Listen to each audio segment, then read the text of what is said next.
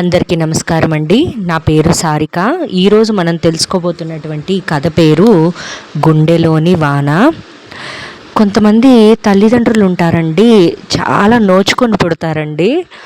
వాళ్ళ పిల్లలకి మనవళ్ళు పుట్టినా సరే ఈ తల్లిదండ్రుల మటుకి ఎంతో ప్రేమగా చూసుకుంటారనమాట. అంటే నా కాపురం, నా ఇల్లు, నా పిల్లలు అని కాకుండా, అలా కాకుండా మా మా అమ్మ నాన్న ఇలా ఓకే, వాళ్ళతో అటాచ్మెంట్ అనేది వాళ్ళకి అస్సలు తెగిపోదు, వాళ్ళకి మనవాళ్ళు పుట్టినా సరే. అలా ఉండడం చాలా బ్లెస్సింగ్ అండి. అలా కాకుండా కొంతమంది ఉంటారనమాట, అంత అటాచ్మెంట్ ఉండదు వాళ్ళ అమ్మా నాన్నతో. అసలు ఎందుకు ఉండదో కూడా తెలియదు. ఉండదు అది. ఇంకా పెళ్ళైతే ఇంక అస్సలు ఉండదు. ఒకవేళ వాళ్ళకి ఏదైనా అవసరం వస్తేనే అమ్మ నాన్న ఓకే, అంటే వాళ్ళకి ఏదైనా ఒంట్లో బాగోపోతే పని చేసి పెట్టడానికి అట్లా మాత్రమే ఒక ఆబ్జెక్ట్గాలే చూస్తారనమాట కొంతమంది. ఓకే, అలా ఫీల్ అవుతున్న అమ్మా నాన్న గురించే ఈ కథ అనమాట. ఒక తల్లి బాధ గురించి ఒక కథ అనమాట. ఓకే, ఇంకా కథలోకి వెళ్ళిపోదామండి. సుశీలమ్మ, రాత్రి మా అబ్బాయి ఆలస్యంగా ఇంటికి వచ్చాడు. అప్పుడు చూస్తే మీ ఇంటి కిటికీ తలుపు తెరిచుందట. అదేంటమ్మా ఒక్కదానివే ఉంటావు? అలా తెరిచి పడుకుంటే ఎలా? పెరట్లో బట్టలారేస్తున్న సుశీలని ప్రహరీ గోడ దగ్గర నిలబడి అడిగింది పక్కింటి విశాలాక్షి. సుశీలమ్మ నవ్వింది. నాకేం భయం విశాల, నా వయసు 65. ఈ 2 గదుల ఇల్లు తప్ప నగలు, నాణ్యాలు, ఆస్తులు నాకేమున్నాయి? ఎవరేం చేస్తారు? ఈ రోజుల్లో ఏది నమ్మలేం, ఎవరిని నమ్మలేం. ఎందుకైనా మంచిది జాగ్రత్తగా ఉండు. అయినా మంచో చెడో, కొట్టుకుంటానో తిట్టుకుంటానో కొడుకు కోడల దగ్గర ఉండక ఎందుకమ్మా పంతాలు? ఒక్కదానివి తిని తినక ఎందుకు వెళ్ళకూడదు? వెళ్ళకూడదు మనసులో అనుకుంది, పైకి నవ్వేసింది. ఆవిడ ఇప్పుడు అన్నిటికీ నవ్వటం నేర్చుకుంది. ఏడిస్తే గుండె బరువెక్కడం తప్ప ఏం ఉపయోగం అనుకుంటోంది. తనకి భయమేంటి? భయం తన నుంచి దూరమై చాలా కాలం అయ్యింది. భయానికే తనంటే భయం. బట్టలారేయడం పూర్తి చేసి వంటగదిలోకి వెళ్ళింది. గుమగుమలాడుతున్న డికాషన్లో వేడి పాలు పోసి కాఫీ కలుపుకొని తెచ్చుకొని పెరట్లో కుర్చీ మీద రాలిన పండుటాకులు దులిపి కూర్చుంది. వాతావరణం ఎంతో ఆహ్లాదంగా ఉంది. రాత్రి కురిసిన వానకి రాలి నేలకి అతుక్కుపోయిన ఆకులతో తివాచీ పరిచినట్టు ఉంది నేలంతా. ప్రకృతి పసుపు నీళ్లతో స్నానం చేసిన బాలింతరాలులా ఉంది. ఎంత హాయిగా ఉంది! ఈ స్వేచ్ఛ, ఈ ఆనందం పరాధీనులకు ఉంటుందా? అద్దాల మేడలు, ఆడి కార్లు ఇవ్వలేని అపూర్వమైన సంతృప్తిని ఇస్తోంది ఈ జీవితం. ఒంటరి జీవితం ఇంత బాగుంటుందని తెలియక కొడుకు ఆశ్రయంలోనే బతకడానికి చాలా పోరాటం చేసింది. ఆవిడ నవ్వుకుంది. విశాలాక్షి తరచూ ఇలా హెచ్చరించడమేమో భయపెట్టడమో చేస్తూ ఉంటుంది. ఏదో ఒకటి అంటూనే ఉంటుంది. బహుశా తను పొందుతున్న ఆనందం ఆవిడికి లేదన్న బాధో అసూయో. కొడుకు దగ్గరకు వెళ్ళు వెళ్ళు అని పోరుతూనే ఉంటుంది. రాత్రి తలుపు తీసి పడుకోవడం ఏంటి? అలా జరగలేదే. ఆవిడ ఒక్కసారి రాత్రి ఆలోచనలోకి వెళ్ళింది. కానీ ఎంత ఆలోచించినా తను కిటికీ తలుపులు తీసి పడుకున్నట్టు గుర్తులేదు. చాలాసేపు నిద్ర పట్టక అలా వర్షంలోకి చూస్తూ కూర్చుంది. కానీ పడుకునే ముందు తలుపులు వేసిందే. నిజానికి ఆవిడికి నిద్రలేమీ లేదు. ఒక్క ఆకు కూడా కదలనని మొరాయిస్తున్న చెట్లు ఒక్క గాలి తెరను కూడా లోపలికి పంపకున్నా, ఒళ్ళంతా చెమటతో తడిసిపోయినా, మానసికంగా అస్థిమితంగా ఉన్నా, ఆలోచనలు జోరీగల్లా ముసురుకుంటూ రొదపెడుతున్నా ఆవిడని నిద్రాదేవి మాత్రం ఆదరిస్తూనే ఉంది. రాత్రి 11 గంటల దాకా టీవీ చూస్తూనో ఏ భగవద్గీతో చదువుకుంటూనో కాలక్షేపం చేసి 11 కాగానే లైట్స్ ఆఫ్ చేసి మంచం మీద వాలుతుంది. ఓం నమ శివాయ అని 3 సార్లు స్మరణ చేసి కళ్ళు మూసుకోగానే నిద్ర పట్టేస్తుంది. తిరిగి 5 గంటలకి టంచనగా లేస్తుంది. అలాంటిది రాత్రి ఎందుకో నిద్ర పట్టలేదు. ఉధృతంగా వాన కురుస్తుంటే కిటికీ రెక్క తెరిచి చూస్తూ కూర్చుంది. వాన వస్తే ఎన్నో జ్ఞాపకాలు ఉసుళ్ళలా ముసురుకుంటాయి. వాటిలో కొన్ని తీయటి జ్ఞాపకాలు. అవి వివాహమయ్యి కాపురానికి వచ్చిన దగ్గర నుంచి పిల్లలు పుట్టి వాళ్ళకి 10 ఏళ్ళు వచ్చేందాకా పొందినవి. మరికొన్ని చేదు జ్ఞాపకాలు. అవి ఎంతో ప్రేమించినా తన భర్త తనని ఒంటరిగా వదిలి వెళ్ళిపోయి బాధ్యతల బరువు మోస్తున్నప్పటివి. బాధ్యతలు సక్రమంగానే నిర్వర్తించింది. అదేంటో పిల్లలే అక్రమంగా తయారయ్యారు. ఇద్దరికిద్దరు స్వార్థపరులు. కూతురు పెళ్ళి అయ్యాక పరాయిది అవుతుంది. ఈ నిజం ఒప్పుకోగలదు. కానీ కొడుకు ఎందుకు పరాయివాడయ్యాడు? చిన్నప్పటి నుంచి పెంచిన ఆయాని కూడా గుర్తుంచుకొని ఆప్యాయంగా పలకరించిన తండ్రికి పుట్టిన పిల్లలు ఇలా ఎలా తయారయ్యారు? తల్లినే మర్చిపోగలిగారంటే ఎంత విషాదం. అత్తగారు ఆయన చిన్నప్పుడు పోతే ఆయా చేతుల్లో పెరిగాడు.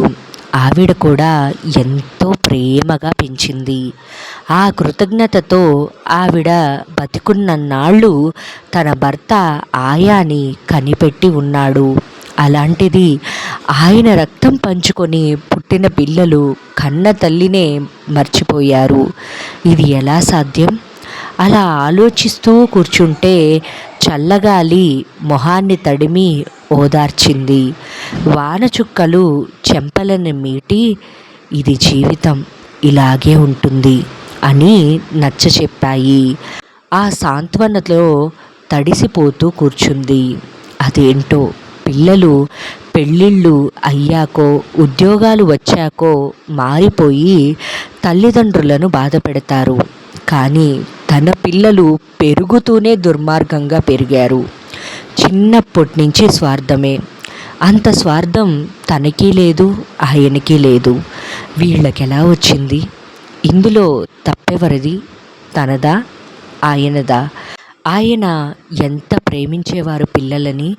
వాళ్ళు ఏది అడిగినా లేదు కాదు అనలేదు. వీళ్ళే ప్రతి విషయంలో దురాశకు పోయి తండ్రిని ఎంత మాట పడితే అంత మాట అనేలా తయారయ్యారు. ఆ బాధ తట్టుకోలేకో ఏమో ఆయన గుండె చాలా త్వరగా ఆగిపోయింది.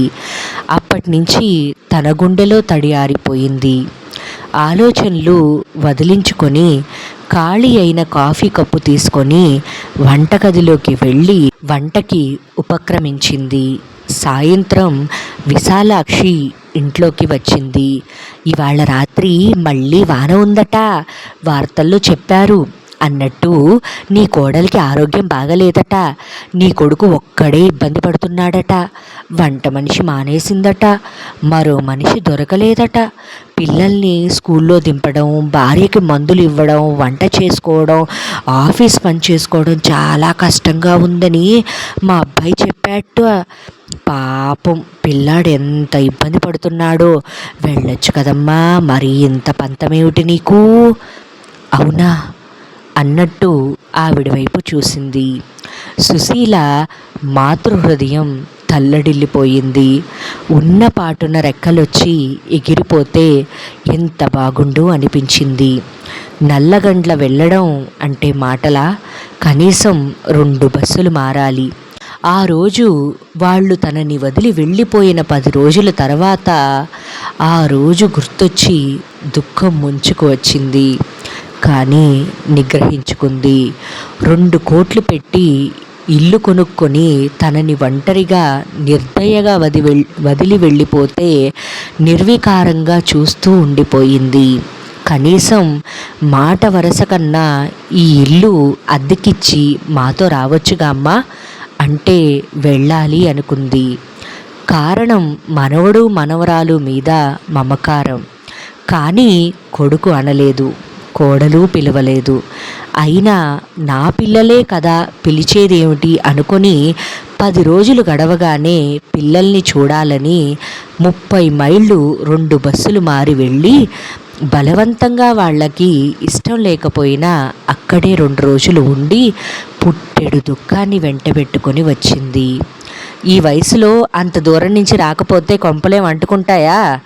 నువ్వు తిరిగి సవ్యంగా ఊరు చేరేదాకా మాకు టెన్షన్. ఇంకెప్పుడు రాకు, నాకు వీలైనప్పుడు నేనే వస్తాలే పిల్లల్ని తీసుకొని అంటున్న కొడుకు మాటలకి నిర్ఘాంతపోయింది. తర్వాత వాళ్ళ వైపు పరుగులు పెట్టే మనసుని బలవంతంగా నిగ్రహించుకుంది.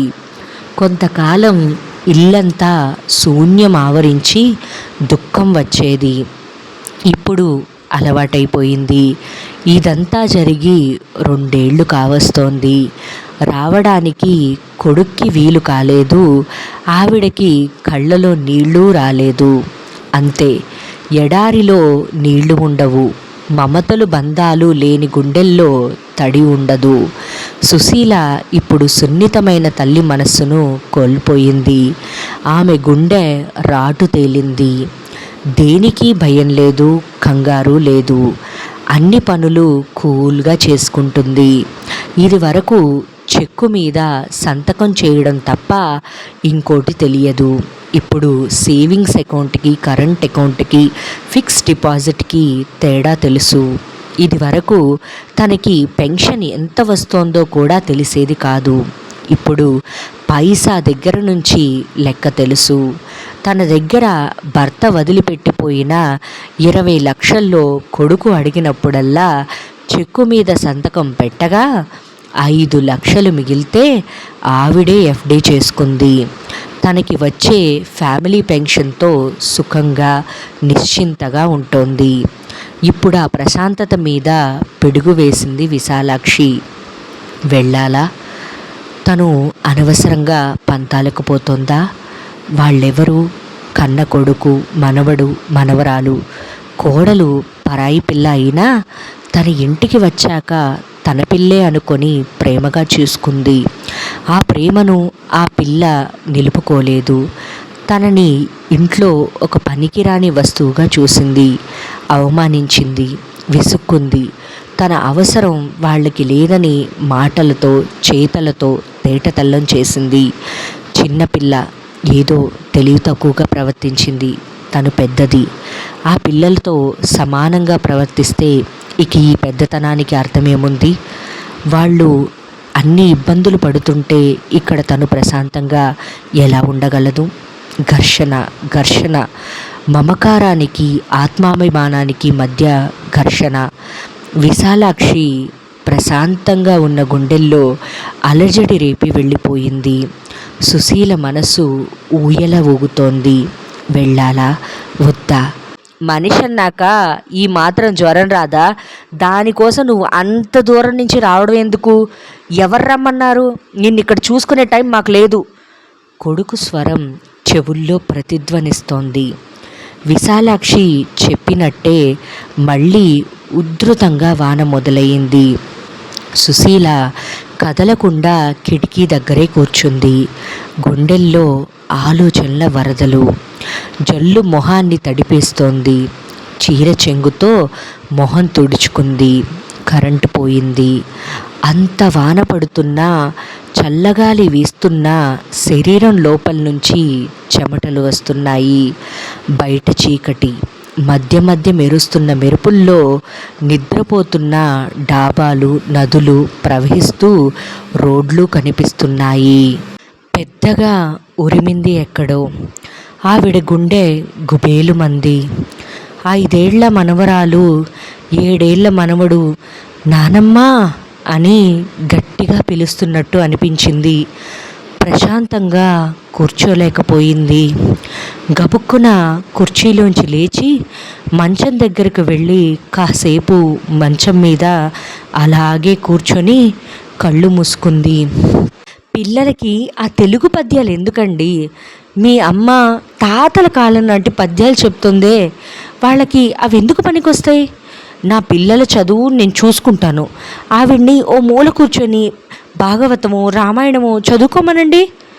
కోడలి స్వరం 4 వైపుల నుంచో వినిపిస్తోంది. మళ్ళీ అడిగింది ఆవిడ అంతరాత్మని, వెళ్ళనా వద్దా అని. అంతరాత్మ మాట్లాడలేదు. ఇబ్బందిగా ఉంది అని చెప్పినవాడు మా అమ్మ వస్తే బాగుండు అన్నాడో లేదో విశాలాక్షి కొడుకుని అడగాలి అనిపించింది. ఇంత రాక్షసివేంటి? పిల్లలకి ఆరోగ్యం బాగలేదంటే యక్ష ప్రశ్నలేస్తావేంటి? నిరసనగా వినిపించింది విశాలాక్షి స్వరం. బయట మరోసారి ఉరిమింది. సుశీల ఉలిక్కిపడింది. కళ్ళు విప్పార్చుకొని కిటికీలోంచి బయటకు చూడటానికి ప్రయత్నించింది. చీకటి చిక్కగా ఉంది. వెన్నులోంచి భయం జరజరా పాకింది. ఆ భయం తన భద్రత గురించి కాదు, కొడుకు క్షేమం గురించి. నెమ్మదిగా వెనక్కి జరిగి దిండు మీద వాలింది. నానమ్మ వచ్చావా? నాకు జ్వరం. పసివాడి స్వరం దిండుని హృదయానికి హత్తుకుంది. ఆమె కన్నీరు దిండుని తడిపేస్తోంది. వర్షం ప్రకృతిని తడిపేస్తోంది. తెల్లవారితే వర్షం తగ్గిపోతుంది. గాలి వీస్తూ ప్రకృతి పరవశిస్తుంది. మమతల గాలి తన మనస్సుని పరవశింపజేస్తోంది. ఎంత బీభత్సం కురిసినా వాన ఆగిపోతుంది. ఎంత గొడవలైనా బంధాలు తెగిపోతాయా?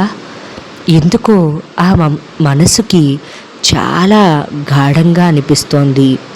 కొడుకు వస్తాడు, తనని తీసుకొని వెళ్తాడు అని. ఒకవేళ తీసుకొని వెళ్ళకపోతే, రాకపోతే తన గుండెల్లో కురిసే వాన ఎన్నటికీ తగ్గదా? లేదు, వస్తాడు, తప్పకుండా వస్తాడు. ఇప్పుడు వాడికి తన అవసరం ఉంది. ఒకవేళ రాకపోతే ఆవిడ తెల్లవారడం కోసం వర్షంలోకి చూస్తూ రెప్పలు మూయకుండా అలానే పడుకొని ఉంది. తెల్లవారింది. సుశీల అప్పుడప్పుడే కమ్ముకొస్తున్న మగత నుంచి మేలుకుంది. కిటికీలోంచి బయటికి చూసింది. వాన తగ్గిపోయింది. ప్రక్షాళనం అయిన ప్రకృతి పచ్చగా నవ్వింది. సుశీల గబగబా పనులు మొదలుపెట్టి స్నానం చేసి వచ్చి దేవుడి దగ్గర దీపం పెట్టింది. తండ్రి, వెళ్ళమంటావా? ఆత్మాభిమానం చంపుకోమంటావా? అనుబంధాలు తెంచుకోమంటావా? వెంకటేశ్వర స్వామి మందహాసం చేశాడు. బయట కారాగిన శబ్దం. ఆవిడ ఉలిక్కిపడింది. డోర్ తీసిన చప్పుడు, పరిచితమైన అడుగుల సవ్వడి. ఆనందంతో ఒళ్ళు పులకరించింది. వచ్చాడు, నా కొడుకు వచ్చాడు. తడబడుతూ వీధి వాకిలి వైపు వచ్చింది. కారు దిగి లోపలికి వచ్చాడు కొడుకు. ఆవిడ కాళ్ళు చేతులు వణికాయి. గుండె కొట్టుకుంటుంది. పెదవుల మీద చిరునవ్వు పసిపిల్లలా పాకింది. పవన్ దగ్గరికి వెళ్ళి వాత్సల్యంగా పిలిచింది. ఎలా ఉన్నావురా? కన్నీళ్ళు అదిమి పెడుతూ ఆప్యాయంగా అడిగింది. నేను బాగానే ఉన్నాను. సరితకి ఆరోగ్యం బాగాలేదు, వంట మనిషి రావడం లేదు, నాకు చాలా ఇబ్బందిగా ఉంది. నువ్వు తీసుకువెళ్ళాలని వచ్చాను. నిన్ను నెల రోజులు ఉంటే చాలు, పరిస్థితులు సర్దుకుంటాయి, తర్వాత నిన్ను పంపేస్తాను, రెడీ అవ్వు. గుండెల్లో కలుక్కుమంది. నెల రోజుల కోసం తీసుకొని వెళ్ళడానికి వచ్చాడు. విరక్తితో కూడిన నవ్వు. ఆవిడ నెమ్మదిగా చేతులు విడిపించుకుంది. అమ్మా ఎలా ఉన్నావు అని అడగలేదు. 2 ఏళ్ల తర్వాత అమ్మని చూసిన ఉద్వేగం లేదు. రోజూ కలుసుకొని పలకరించుకుంటున్న ఉదాసీనత. ఇంత నిర్లిప్తంగా భావరహితంగా ఉండడం వీడికే తెలుసు. ఆవిడకి కోపం రాలేదు. నిర్వేదంగా చూసింది. కాఫీ తాగుతావా అడిగింది.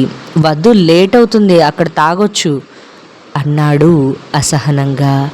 బయట తగ్గిపోయిన వాన ఆవిడ గుండెల్లో కురవడం మొదలుపెట్టింది. ఆ వానకి గుండె బరువెక్కింది. భార్య ఆరోగ్యం బాగాలేదు, వంట మనిషి లేదు. అమ్మ అంటే వంట మనిషిగా, అవసరమైతే పని మనిషిగా వాడుకునే ఒక యంత్రం, రోబో. జీతం ఇవ్వక్కర్లేదు, కావలసిన నాళ్ళు ఆమె సేవలు వాడుకొని తిరిగి వదిలేయచ్చు. వీడు మారడా? సరే, తను మారదు. త్వరగా రెడీ అవ్వు, సరిత పాపం ఒక్కతే ఉంది అన్నాడు విసుగ్గా. ఆవిడ నెమ్మదిగా కుర్చీలో కూర్చొని అంది, నాకు ఆరోగ్యం బాగలేదు పవన్, నేను రాలేను. అదేంటమ్మా, మందులు తెచ్చుకో, నీకు ఏజ్ రిలేటెడ్ ప్రాబ్లం కదా. ఏదన్నా కావాలంటే నేను చూస్తాలే. సరితకి గైనిక్ ప్రాబ్లం వచ్చింది, చిన్న సర్జరీ అయింది. నేను నెల రోజులు రెస్ట్ తీసుకోగలుగుతాను. నువ్వు కాకపోతే ఎవరు చూస్తారు? ఆమె తలెత్తి కొడుకు మొహంలోకి సూటిగా చూసింది. దానికేముందిరా, ఆడవాళ్లకు ఆ సమస్యలు మామూలే. ఈ మాత్రానికి నేనంత దూరం రావడం దేనికి? చురుక్కున చూశాడు పవన్ ఆవిడ వైపు. అంటే రాకూడదని డిసైడ్ అయ్యావా? నేనంత దూరం నుంచి వచ్చింది దేనికి? నువ్వు రానంటే ఎలా? ఎవరొస్తారు? నువ్వు వచ్చేటప్పుడు నన్ను అడిగావా? కనీసం నేనెలా వస్తున్నాను, రెడీగా ఉండు అనైనా చెప్పావా? అయినా ఇంతకాలం నా అవసరం లేకుండానే మీరు హాయిగా బతికారు. ఇప్పుడు మాత్రం దేనికి? వెళ్ళు నాన్న, మీ ఆవిడను నువ్వు చూసుకో, నేను రాలేను. ఎందుకు రావు? ఇది నీ బాధ్యత గట్టిగా అన్నాడు. బాధ్యతలు బంధాలు మర్చిపోయి చాలా కాలం అయిందిలే, వాటి గురించి నా దగ్గర మాట్లాడకు. నేను ఇలాగే హాయిగా ఉన్నాను. నా జీవితం ఇంతకన్నా వేరుగా మారదు. విసురుగా లేచాడు పవన్. నువ్వు అసలు తల్లివేనా? ఇంత స్వార్థపరురాలు అని నేను అస్సలు అనుకోలేదు. నీ సుఖం, నీ ఆనందం మాత్రమే నీకు ముఖ్యం. నా భార్యకి ఆరోగ్యం బాగాలేకపోయినా నీకేమీ పట్టదన్నమాట. సరే, ఇలాగే ఉండు. నీకు అక్కర్లేని బంధాలు నాకు మాత్రం ఎందుకు? పెద్ద పెద్దగా అడుగులు వేసుకుంటూ విసురుగా వెళ్ళిపోయాడు. అతను వెళ్తున్న వైపు నిర్లిప్తంగా చూస్తూ ఉండిపోయింది సుశీల. అయ్యో అయ్యో సుశీలమ్మ, ఎంత దూరం నుంచి ఇంత వాన్లో కొడుకు వచ్చి పిలిస్తే వెళ్ళవా? నువ్వేం ఆడదానివమ్మా? పిట్టగోడ మీద నుంచి కాళ్ళెత్తి చూస్తూ అరిచింది విశాలాక్షి. నా గుండెల్లో కురుస్తున్న వాన ఇంకా తగ్గలేదు విశాలమ్మ అంది సుశీల రెప్పలు దాటి రాకుండా కన్నీళ్లను మింగేస్తూ. ఎంత బాధాకరంగా ఉందో కదండి కథ. నాకు మీకు చెప్పే ముందు నేను ఒకసారి చదువుకుంటానండి. అసలు నాకెంత గుండె బరువెక్కిపోయిందంటే, ఆవిడ పరిస్థితిలో నేనుంటే, ఆవిడ్ని తలుచుకున్నా కూడా నాకు చాలా గుండె బరువెక్కిపోయిందండి. ఇలాంటి పరిస్థితుల్లో ఉన్న ప్రతి ఒక్కరికి ఈ కథ అంకితం అండి. ఇలాంటి పరిస్థితుల్లో మీకు తెలిసిన వాళ్ళు ఎవరైనా ఉన్నా కానీ ఈ కథని షేర్ చేయండి. అండ్ ఇంకొకటి ఖచ్చితంగా చెప్పండి, ఇలాంటి పరిస్థితుల్లో ఉన్న వాళ్ళు ఎవ్వరూ కూడా ఇంత ఘర్షణకి లోనవ్వాల్సిన అవసరమే లేదండి. మీ ఆత్మాభిమానమే ముఖ్యం. మీ ఆత్మాభిమానమే ముఖ్యం అన్నమాట. అదొక్కటి గుర్తుపెట్టుకోండి. ఇంత ఘర్షణతో స్ట్రెస్ తీసుకోవాల్సిన అవసరమేం లేదు. మనం కావాలి అనుకున్న వాళ్ళు మన కోసం వస్తారు, అంతే. మనల్ని వద్దు అనుకున్న వాళ్ళు మనం ఎంత వాళ్ళ దగ్గర దిగజారినా అస్సలు మన వైపు కన్నెత్తి కూడా చూడరు. మనం చేసిన మంచిని కూడా అందులో కూడా చెడు వెతుక్కుంటారనమాట. నేను ఇదే చెప్పాలనుకుంటున్నాను. ఈ కథ కనుక మీకు నచ్చినట్లయి ఉంటే ప్లీజ్ ఈ వీడియోని లైక్ చేయండి. అలాగే మీ బంధుమిత్రులతో, మీ శ్రేయోభిలాషులతో ఈ కథను షేర్ చేసుకోండి. ఇలాంటి మంచి మంచి కథలు ప్రతి ఆదివారం మీకు వస్తూనే ఉంటాయండి. Thank you all.